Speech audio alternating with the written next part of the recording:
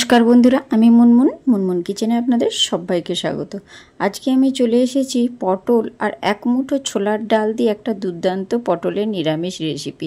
নিরামিষের দিনে এক মুঠো ছোলার ডাল আর পটল দিয়ে এই রেসিপিটি একবার হলেও বানিয়ে দেখবেন। ভিডিওটি স্কিপ করবেন না বন্ধুরা, তাহলে স্কিপ করলে বুঝতে পারবেন না।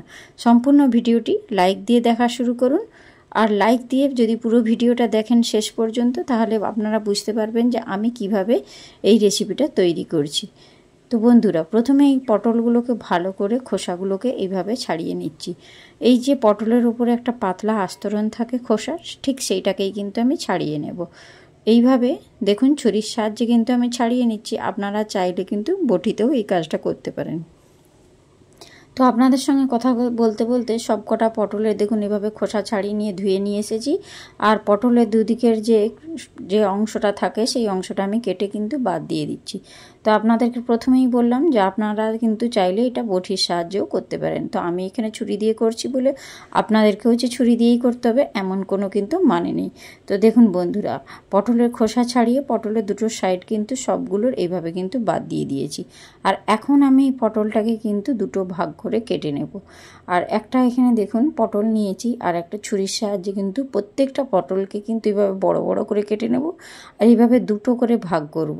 যেহেতু পটলগুলো খুব বড়ও নয় আর খুব ছোটও নয়, মিডিয়াম সাইজের, তার জন্য পটলগুলোকে একটু বড় বড় রেখে এইভাবে ক্যারচা করে কিন্তু আমি পটলগুলোকে দুটো ভাগে ভাগ করে নিচ্ছি। আর একদম দেখুন আমি কিভাবে ক্যারচা করে পটলগুলো কাটছি, তো আপনারাও ঠিক সেইভাবে কাটবেন, ঠিক অনুষ্ঠান বাড়ির মতো। তো দেখুন বন্ধুরা, এখানে কিন্তু সব কটা পটল কিন্তু এইভাবে আমার কাটা হয়ে গিয়েছে। আর দেখুন পটলগুলো কিন্তু আমি ঠিক ক্যারচা করেই কেটে নিয়েছি। এবার এই পটলগুলোর মধ্যে আমি কিছু আলু দেব। আর আলু কাটাটা আমি কিন্তু আপনাদেরকে দেখাইনি, ভিডিওটা একটু বেশিই বড় হয়ে যাবে, ঠিক সেই জন্যই। আলুগুলোকেও দেখুন এইভাবে কিন্তু ডুমো ডুমো করে কেটে ভালো করে ধুয়ে একটা প্লেটের মধ্যে রেখে দিয়েছি। এখানে আলু আর পটল দুটোই কিন্তু কাটা আমার হয়ে গিয়েছে। এখন আলুগুলোকে সরিয়ে দিয়েছি, আর পটলগুলোর মধ্যে আমি দেখুন একটু লবণ আর একটু হলুদের গুঁড়ো দিয়ে ভালো করে কিন্তু একটু মাখিয়ে নেব। কারণ লবণ মাখিয়ে রাখলে পটলগুলোর মধ্যে লবণটা প্রবেশ করবে, খেতে কিন্তু বেশ ভালো লাগবে। আর লবণ মাখিয়ে এভাবে 10 মিনিট পর্যন্ত কিন্তু হলুদটা আর লবণটা ভালো করে মাখিয়ে নিতে হবে। আর পটলের গায়ে যদি এইভাবে হলুদটা মাখিয়ে নেন না, তাহলে পটলের যে রেসিপিটা বানাবো তখন খুব সুন্দর একটা কালার আসবে। ঠিক সেই জন্যই কিন্তু হলুদটা মাখানো। আর নুনটা মাখিয়ে রাখলে কি বন্ধুরা, নুনটা কিন্তু পটলের মধ্যে প্রবেশ করবে। আর এখানে এই পটলের রেসিপিটা করার জন্য একটা মশলা তৈরি করে নিচ্ছি। দিয়ে দিচ্ছি কিছুটা পরিমাণ আদা। আর আদার পরিমাণটা একটু বেশিই নেবেন বন্ধুরা, কারণ যেহেতু এটা নিরামিষ রেসিপি আদাটা একটু বেশি দিবেন। আর একটা বড় সাইজের টমেটোকে এইভাবে কুচো করে কেটে নিয়েছি। আর দেখুন ঝালের জন্য দিয়ে দিচ্ছি 3টে কাঁচা লঙ্কা, আর দিয়ে দিচ্ছি 1 চামচ মতো গোটা জিরে।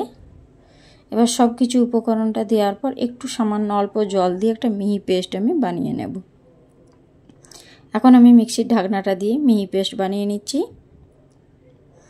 তো দেখুন বন্ধুরা, এইভাবে কিন্তু আমি সুন্দর করে একটা মিহি পেস্ট আমি বানিয়ে নিয়েছি।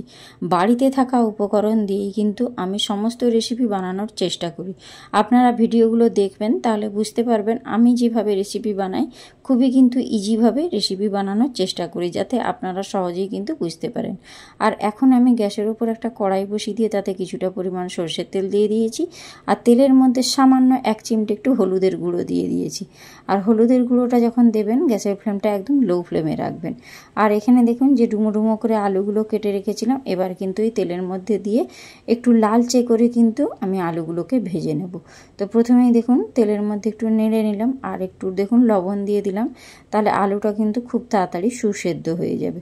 আর লবণটা দিয়ে এইভাবে কিন্তু নাড়াচাড়া করে এটাকে আমি একটু ঢাকনা দিয়ে দেবো। ঢাকনা দিয়ে যদি তেলের মধ্যে আলুগুলোকে ভালো করে ভাজেন না বন্ধুরা, 95% কিন্তু আলু ওখানেই সেদ্ধ হয়ে যায়। তার জন্য দেখুন ঢাকনা দিয়ে ভালো করে কিন্তু আমি লালচে করে আলুটাকে ভেজে নিচ্ছি। আর যে কোনো সবজি একটু ভালো যদি ভাজা হয় খেতে বেশ ভালো লাগে। আর দেখুন বন্ধুরা, এইভাবে ঢাকনা দিয়ে দিয়ে কিন্তু আমি আলুটাকে ভাজছি, যাতে খুব তাড়াতাড়ি কিন্তু আলুটা সেদ্ধ হয়ে যায়। আর এখানে দেখুন একদম লালচে করে কিন্তু আমি আলুগুলোকে ভেজে নিয়েছি। ভাজার কাজটা কিন্তু এখন আমার কমপ্লিট হয়ে গিয়েছে। এবারে কিন্তু আলুগুলোকে আমি ওই তেল থেকে তুলে নিচ্ছি। আর এখন দেখুন কড়াতে অনেকটা তেল রয়েছে। ওই তেলের মধ্যে যে পটলগুলো আমি ম্যারিনেট করে রেখেছিলাম লবণ আর হলুদ দিয়ে, এখন সেই পটলগুলোকেও কিন্তু সেম প্রসেসে আমি একদম লালচে করে পটলগুলোকেও ভেজে নেব, যাতে এই পটলের মধ্যে যে হালি বা সবুজ ভাবটা আছে সেটা যতক্ষণ না চলে যায় ততক্ষণ পর্যন্ত কিন্তু একদম লো ফ্লেমে এইভাবে ঢাকনা দিয়ে দিয়ে কিন্তু আমি পটলটাকেও সুন্দর করে কিন্তু লালচে করে ভেজে নেব। আর ঢাকনা দিয়ে দিয়ে ভালো করে ভাজলে কি হয় জানেন, পটলটা কিন্তু ভাজতে ভাজতেই অনেকটা অংশ কিন্তু সেদ্ধই হয়ে যায়। তা দেখুন এখানে পটলের যে সবুজ অংশটা ওটা কেটে গিয়েছে, একদম লালচে করে কিন্তু আমি পটলটাকেও ভেজে নিয়েছি। এখন আমার পটল ভাজার কাজটা কমপ্লিট হয়ে গিয়েছে। এবারে আমি পটলগুলোকে সবগুলোকে ওই তেল থেকে তুলে নেব। তো তেল থেকে পটলটা তোলার পর দেখুন এখনও কিছুটা পরিমাণ কড়াই তেল রয়েছে। আর এই রেসিপিটা আমি কিন্তু ওই তেলের মধ্যেই করব, তার জন্য তার সঙ্গে আরেকটু কিন্তু সরষের তেল আমি অ্যাড করে দিলাম। তেলটা এখন ভালো করে একটু গরম করে নিচ্ছি।